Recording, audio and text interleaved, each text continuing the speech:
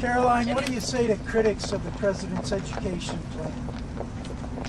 Where was their criticism of our nation's failing test scores for the last several decades? The Department of Education was founded in the 1970s, and since then we have spent more than $3 trillion at this federal bureaucracy.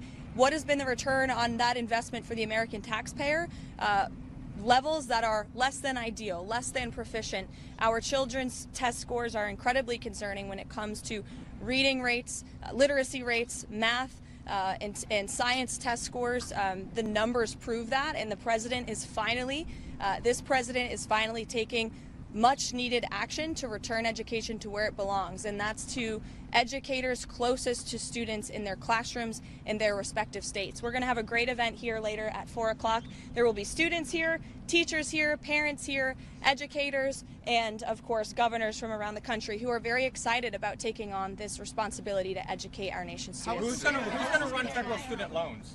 So the Department of Education will be much smaller than it is today. As you know, the president's executive order directed Linda McMahon to greatly minimize the agency. So when it comes to student loans and Pell Grants, those will still be run out of the Department of Education, but we don't need to be spending more than $3 trillion over the course of a few decades on a department that's clearly failing in its initial intention to educate our students. So is the federal government going to be spending less? Much smaller than it is. Is it not going to be shut down completely? And then I have a second question. As I said, Pell Grants and student loans will still be run out of the department in Washington, D.C., but the great responsibility of educating our nation's students will return to the states. And the Department of Education plays a critical role in enforcing civil rights laws that prohibit discrimination. Who's going to do that now? Any critical functions of the department, such as that, will remain. But again, we're greatly reducing the scale and the size of this department. What about federal Title I funding and special education funding? Is that still good? Same answer. Yes. Thanks, Caroline. On the Federal Reserve, the president criticized the rate decision yesterday. Is he looking to replace members of the Federal Reserve Board like he did on the Federal Trade Commission? Well, the president has appointed Mickey Bowman, as you know, to be the vice chair of the Federal Reserve. We're incredibly optimistic about her. She's on the ball, as the president says, and knows how to get things done.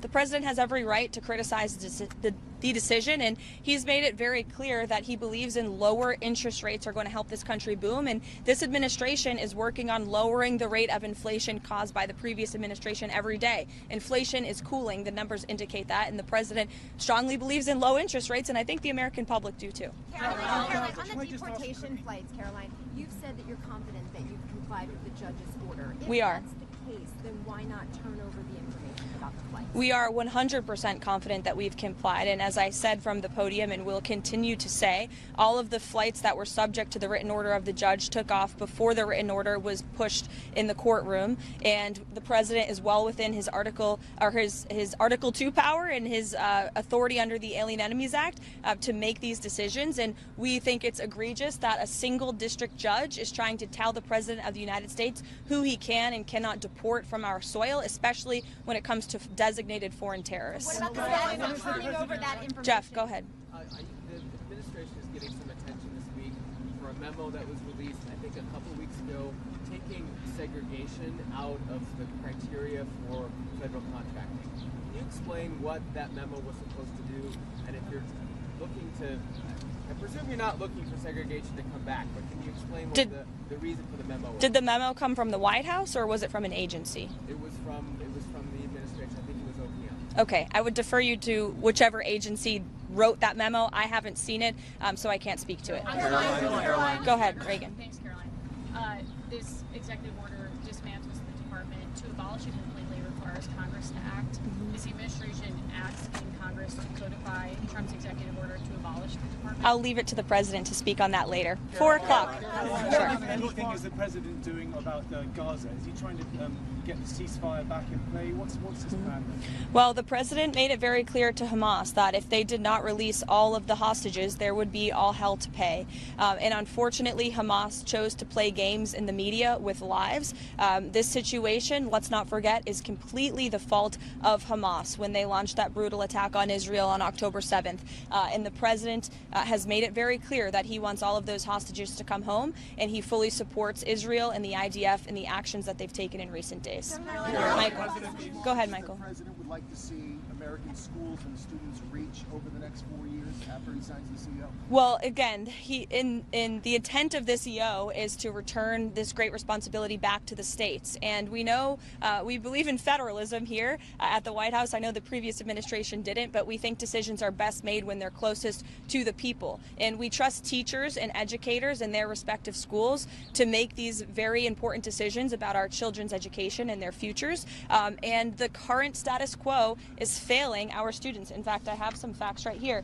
13-year-olds' mathematics scores are the lowest they have been in decades. 13-year-olds' reading scores are the lowest since testing began over 30 years ago. Low-performing students are falling further behind. One city, Baltimore, Maryland, in 2023, high schools had 0 students who tested proficient in mathematics. As a mother myself, I know I share the concern of many parents across the country. We want our children to be bright and smart and ahead of the game. This is also, I would say, a national security issue. When you look at how students around the world, particularly in China, are being educated, American students are falling behind. We're not keeping up with our allies or our adversaries, and that's a major problem for our country. And the president is fixing it today. We're less than 2 weeks away now from the August 2nd big tariff deadline. Has the president spoken with his Canadian counterpart, the Prime Minister? Not to my knowledge, I don't believe he has, but I can check in with the president and get you a firm answer on that. But my understanding is they haven't spoken, and the president has been very clear about his intention for April 2nd. It's going to be a big day for our country. I would encourage all of you to be here to cover the White House that day on April 2nd because there will be big announcements when it comes to reciprocal trade. And the president will be highlighting the unfair trade practices, the ways in which America has been ripped off by every country around the world, quite frankly. And there will be big tariffs that will be going into effect, and the president will be announcing those himself. The European Union had a decision yesterday against Apple and Google. Are you familiar with that? And is there anything the president, is that a response to the April 2nd tariffs? I think we've seen a lot of movement actually around the world of countries who are lessening their tariffs. I know the EU also paused their alleged tariff on whiskey. And so I think you're seeing countries are taking the president seriously. They understand that he is going to do what's right for American workers and families. And so the president and his team are in constant communication with our EU counterparts, but also our counterparts around the world. You listed off some of the failures over the last 30 years from the Department of Education. So for critics, what has been the ROI on $3 trillion going to a failing education system? It's a great question. Nothing. And that's exactly why the president is signing the order later today.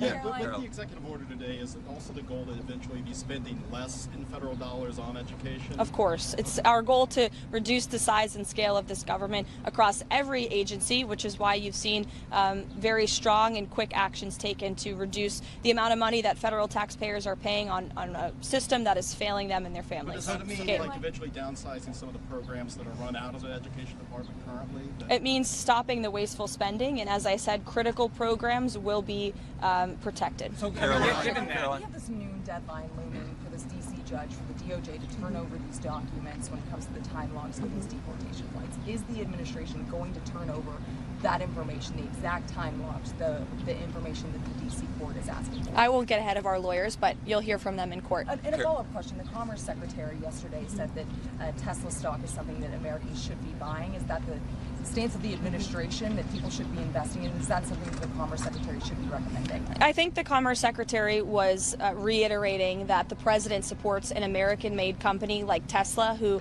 produces a very good product for the American people, which was beloved by the American people, particularly Democrats, until Elon Musk decided to vote for Donald Trump. And now we've seen despicable and unacceptable violence taking place across our country at Tesla dealerships against workers, employees, and also innocent Americans who drive these vehicles. It's actually a scary time in our country because of this political violence from the left, and the White House and the president's entire administration condemn it wholeheartedly. Karoline. We'll see you guys at 4 o'clock. Karoline. Thank you. Thank you, Caroline.